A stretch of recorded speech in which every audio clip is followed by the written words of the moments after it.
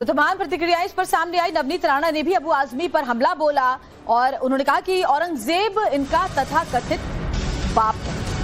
नवनीत राणा ने कहा आजमी ने इतिहास नहीं पढ़ा, आजमी ने छावा फिल्म नहीं देखी, औरंगजेब इनका तथाकथित बाप है, इसीलिए औरंगजेब की तारीफ कर रहे हैं।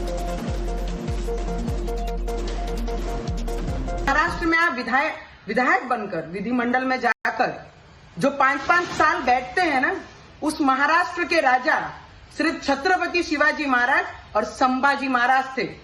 और तुम्हारे बाप ने 100 करोड़ बाप जो तुम्हारा है औरंगजेब, जिसने हमारे संभाजी महाराज पर इतना अत्याचार किया। हम लोगों ने तो इतिहास पढ़ा है, पर जिन्होंने पढ़ा नहीं है ना, तुम जैसे लोगों ने जाकर एक बार थिएटर में छावा पिक्चर देखनी चाहिए कि तुम्हारे बाप ने हमारे भगवान के साथ, संभाजी महाराज के साथ क्या किया था।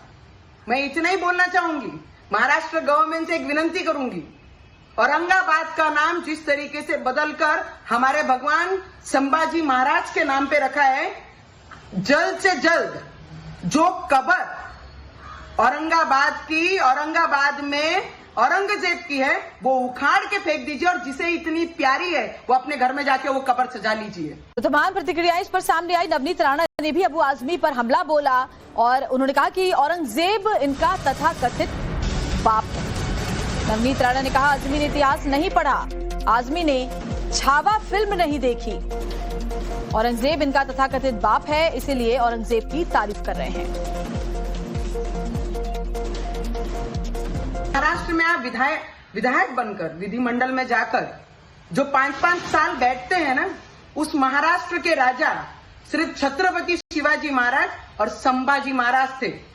और तुम्हारे बाप ने 100 करोड़ बाप जो तुम्हारा है औरंगजेब, जिसने हमारे संभाजी महाराज पर इतना अत्याचार किया।